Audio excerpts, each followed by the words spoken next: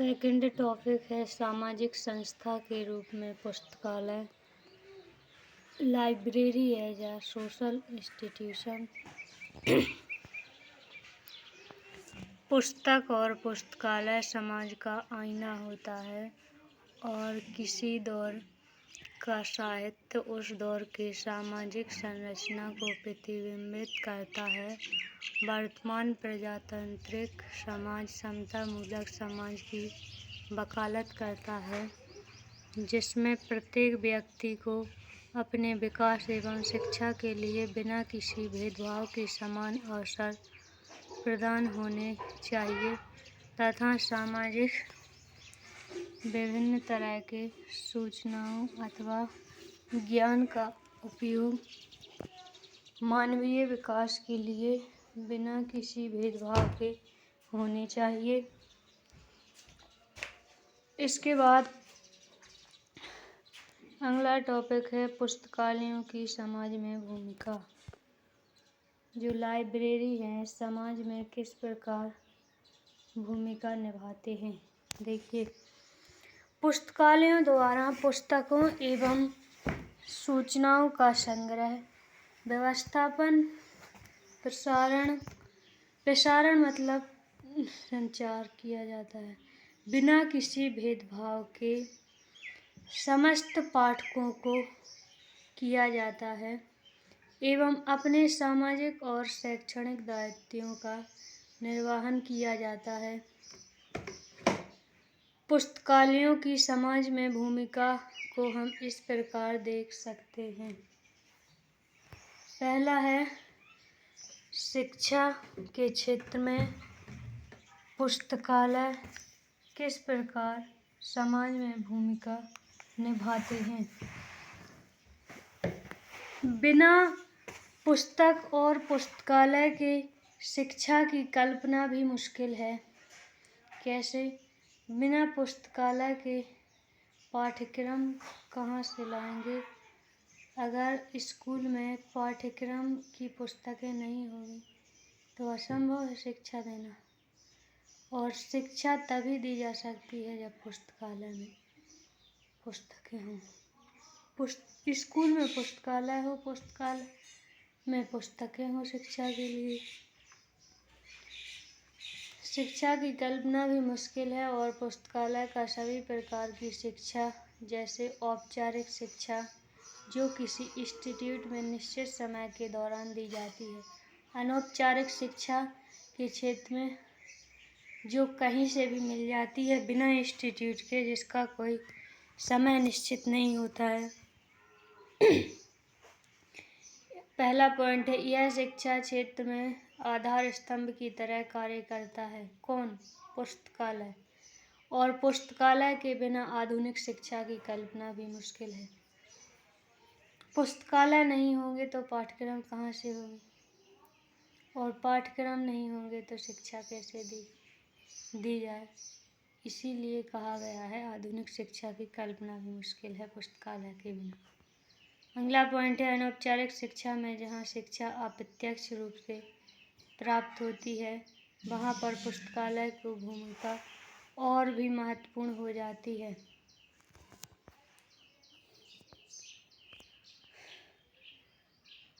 दूसरा है, शोध और अनुसंधान के क्षेत्र में पुस्तकालय की भूमिका। रिसर्च सेंटर, शोध और अनुसंधान। शोध कार्य में पुराने प्रलेखों और साहित्यों का अध्ययन काफ़ी महत्वपूर्ण होता है और पुराने प्रलेख हमें कहाँ मिल सकते हैं? केवल पुस्तकालय में ही मिलेंगे और कहाँ, हमारे घर तो रखे नहीं हैं कि हम दे दें। इसीलिए पुस्तकालय की भूमिका रिसर्च में और ज़्यादा बढ़ जाती है। और जिस प्रकार आधुनिक विश्व और समाज अपने विकास के लिए शोधों पर आश्रित है, उसी प्रकार शोध कार्यों में सूचना और प्रलेखों की महत्ता है। बिना प्रलेखों के शोध संभव नहीं है और शोध के बिना समाज का विकास संभव नहीं है। तो दोनों एक दूसरे पर डिपेंड है।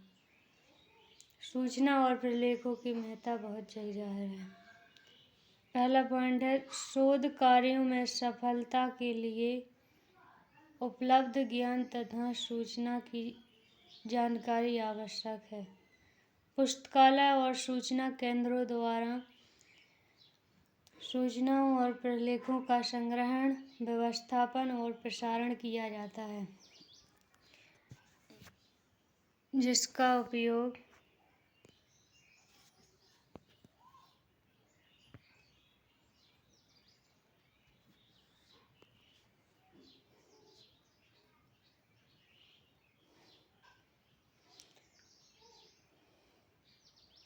प्रत्येक तरह के शोध कार्यों जैसे ऐतिहासिक शोध, सामाजिक शोध या वैज्ञानिक शोधों के क्षेत्र पुस्तकालयों की भूमिका अत्यंत ही महत्वपूर्ण हो जाती है।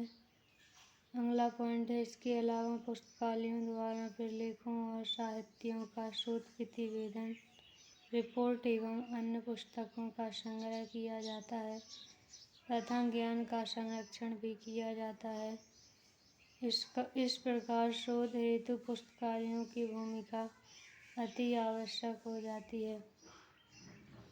इसमें साहित्यों का शोध प्रतिवेदन, शोध की जो रिपोर्ट प्रस्तुत की जाती है, अन्य पुस्तकों का भी संग्रह किया जाता है पुस्तकालय में। और अब है सांस्कृतिक क्षेत्र में तीसरा पॉइंट है संस्कृति के क्षेत्र में पुस्तकालय की क्या भूमिका है। यह एक कहावत है कि किसी भी संस्कृति को नष्ट करना हो तो उससे संबंधित पुस्तक और पुस्तकालय को नष्ट कर दो, क्योंकि पुस्तकालय वास्तव में संस्कृति का संरक्षक और संवाहक होता है। इसलिए जब जब भारत पर विदेशी आक्रमणकारियों ने आक्रमण किया, उसके शिकार पुस्तकालय ही रहे हैं, क्योंकि संस्कृति वो खत्म करना चाहते थे। पहला पॉइंट है पुस्तकालयों द्वारा पुस्तकों का संग्रह किया जाता है और उसे संरक्षित किया जाता है, और यह बताने की ज़रूरत नहीं कि पुस्तकों और प्रलेखों द्वारा ही ऐतिहासिक और सांस्कृतिक मूल्यों को भविष्य के लिए संरक्षित किया जा सकता है। अगला पॉइंट है कई सांस्कृतिक गतिविधियों का संचालन, जैसे नाटक, कवि गोष्ठी, कहानी चर्चा आदि कार्यक्रम भी किए जाते हैं। इस प्रकार पुस्तकालयों की सांस्कृतिक गतिविधियों के संचालन और सांस्कृतिक मूल्यों को संरक्षित करने में महत्वपूर्ण भूमिका होती है। हम इस पॉइंट को इस प्रकार से समझाएंगे कि जैसे कोई भी नाटक प्रस्तुत करना है, जैसे रामायण प्रस्तुत करना है तो रामायण की किताब तो देखनी ही पड़ेगी, उसके चित्र देखने ही पड़ेगी कि क्या क्या हुआ है रामायण में, किस प्रकार हुआ है, तो उसी को संस्कृति कहते हैं।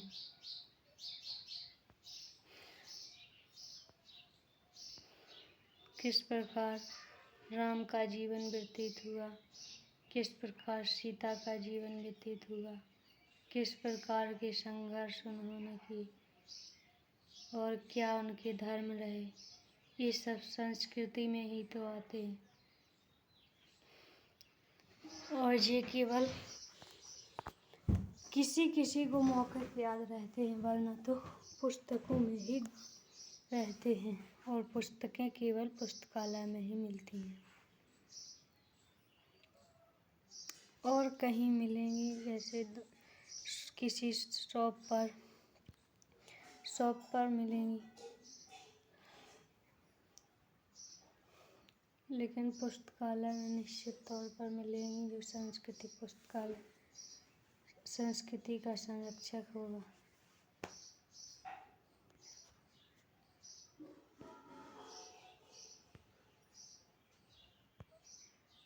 आगे चौथा पॉइंट है सूचना संचार पुस्तकालय और सूचना केंद्रों द्वारा सूचनाओं और प्रलेखों का संग्रहण और व्यवस्थापन किया जाता है, जिन कारण यह व्यवस्थित सूचनाओं का विशाल भंडार होता है तथा उपयोक्ता की आवश्यकता अनुसार उन सूचनाओं को प्रसारण किया जाता है। इस प्रकार पुस्तकालय द्वारा न केवल सूचना का संग्रह किया जाता है बल्कि इसका प्रसार भी किया जाता है।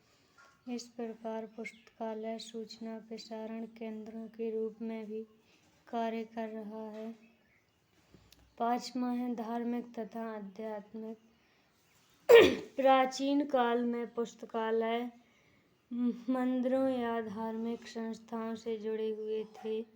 प्राचीन पुस्तकालयों में कुछ उल्लेखनीय ज्ञान भंडारों में बौद्धकालीन तथा उसके पूर्व के कुछ विश्वविद्यालयों एवं बौद्ध विहारों के पुस्तकालय अत्यंत महत्वपूर्ण रहे हैं, जिसमें धर्म ग्रंथ, सूत्र तथा तांत्रिक विद्या का संकलन था। इस प्रकार पुस्तकालय का संबंध अध्यात्म और धार्मिक गतिविधियों से जुड़ा रहा है। इसमें पहला पॉइंट है, पुस्तकें कई तरह की हो सकती हैं या होती हैं, जैसे सूचनात्मक हो गए, कोई मनोरंजनात्मक हो गए, कोई प्रेरणात्मक मोटिवेशनल हो गई आदि। प्रेरणात्मक पुस्तक प्रायः धर्म तथा आध्यात्मिक बातों पर आधारित होता है। इस तरह के पुस्तकों का संग्रह करके पुस्तकालयों द्वारा धार्मिक तथा आध्यात्मिक कार्यों में योगदान दिया जाता है।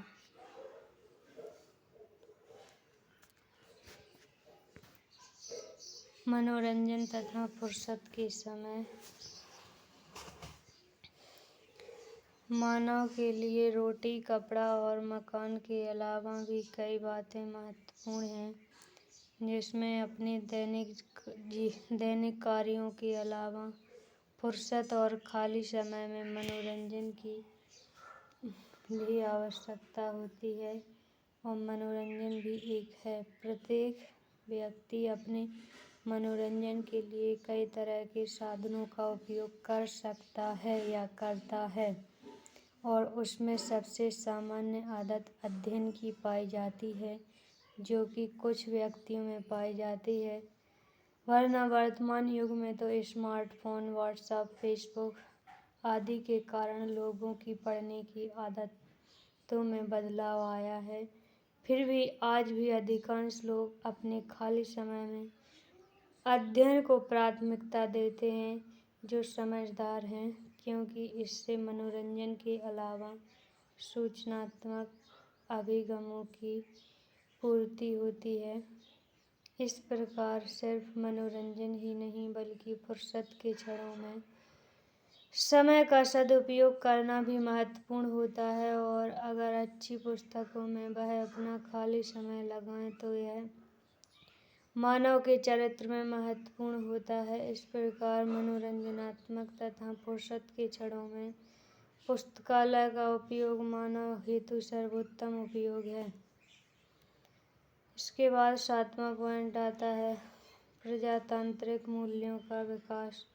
प्रजातांत्रिक देशों और समाजों द्वारा प्रत्येक नागरिक को अपने विकास एवं शिक्षा के लिए बिना किसी भेदभाव के समान अवसर की वकालत करता है, तथा सूचनाओं का उपयोग मानवीय विकास के लिए बिना किसी भेदभाव के होने चाहिए, इस बात पर बल देता है। पुस्तकालयों द्वारा पुस्तकों एवं सूचनाओं का संग्रहण, व्यवस्थापन और प्रसारण बिना किसी भेदभाव के समस्त उपयोक्ताओं को किया जाता है।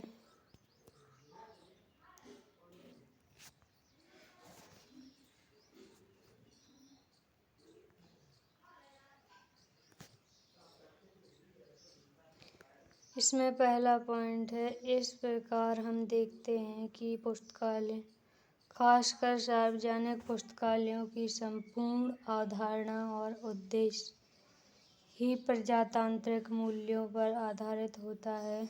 इसके द्वारा सेवा प्रदान करने में किसी भी तरह का भेदभाव नहीं किया जाता है। किसके द्वारा? सार्वजनिक पुस्तकालय के द्वारा, पब्लिक लाइब्रेरी के द्वारा।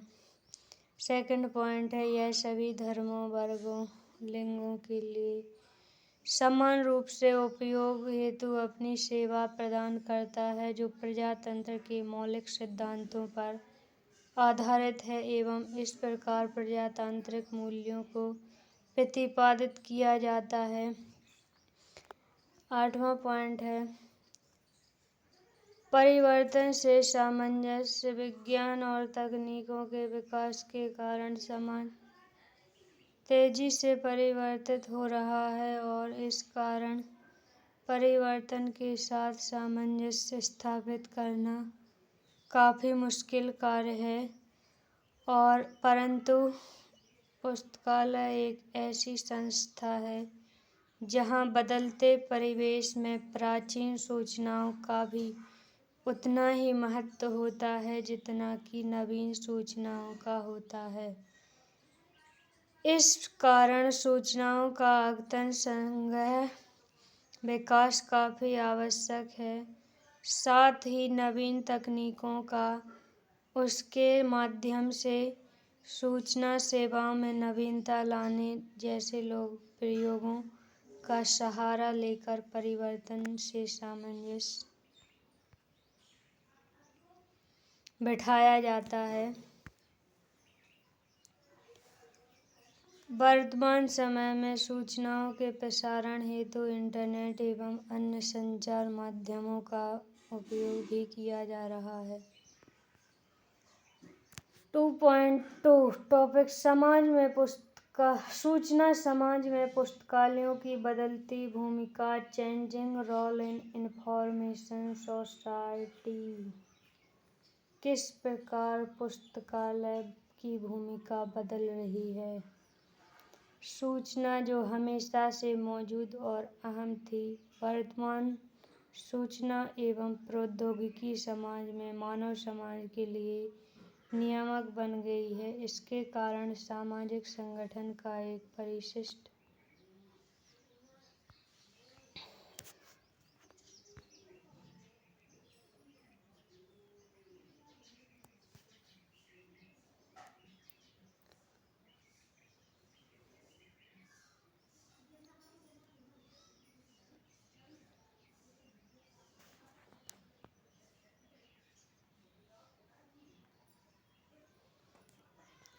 हम बदलते आधुनिक परिवेश यानी सूचना समाज में पुस्तकालयों की बदलती भूमिका को इस प्रकार रेखांकित देख सकते हैं। सूचना पर सबका अधिकार है। आज का जो लोकतांत्रिक युग है, समतामूलक समाज की वकालत करता है, जिसमें प्रत्येक मानव को अपने विकास एवं शिक्षा के लिए बिना किसी भेदभाव के सूचना पाने का समान अवसर प्रदान होने चाहिए तथा विभिन्न तरह की सूचनाओं का उपयोग मानवीय विकास के लिए बिना किसी भेदभाव के होने चाहिए।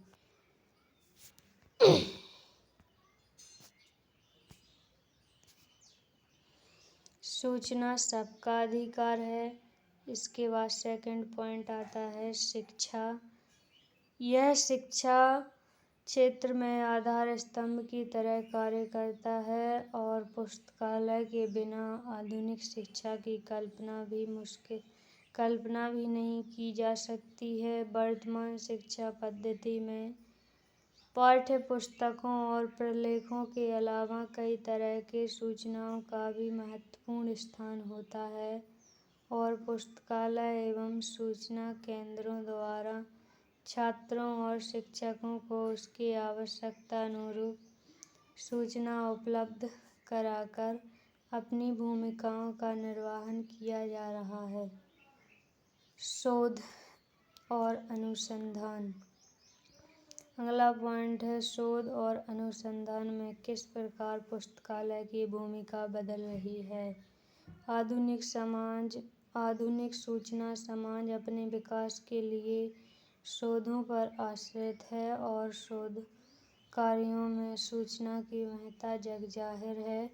शोध कार्यों में सफलता के लिए उपलब्ध ज्ञान तथा सूचना की जानकारी अति आवश्यक है। सूचना अगला पॉइंट है सूचना संचार। पुस्तकालय और सूचना केंद्रों द्वारा सूचना और प्रलेखों का संग्रह और व्यवस्थापन किया जाता है, जिन कारण यह व्यवस्थित सूचनाओं का विशाल भंडार होता है तथा उपयोक्ता के आवश्यकतानुसार उन सूचनाओं का प्रसारण किया जाता है। इसके बाद पुस्तकालयों की बदलती भूमिका। डिजिटल युग में अस्तित्व बनाए रखने की चुनौती है। पुस्तकालय सूचना समाज में किस प्रकार बदल रहा है। डिजिटल युग में अस्तित्व बनाए रखने की चुनौती केवल किसकी है? पुस्तकालय की। विज्ञान और तकनीकों के विकास के कारण समाज तेजी से परिवर्तित हो रहा है और इस कारण परिवर्तन के साथ सामंजस्य सीमित करना काफी मुश्किल कार्य है। परंतु पुस्तकालय एक ऐसी संस्था है जहाँ बदलते परिवेश में प्राचीन सूचनाओं का भी उतना ही महत्व होता है जितना कि नवीन सूचनाओं का होता है। इस कारण सूचनाओं का संग्रहण, उसका अद्यतन संग्रहण विकास काफी आवश्यक है। साथ ही नवीन तकनीकों का प्रयोग उसके माध्यम से सूचना सेवाओं में नवीनता लाने जैसे प्रयोगों का सहारा लेकर परिवर्तन से सामंजस्य बिठाया जाता है।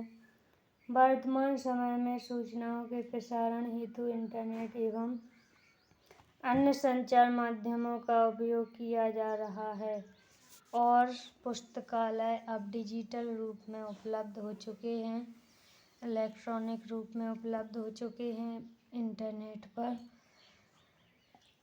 और इसी प्रकार से पुस्तकालयों की भूमिका बदल गई है।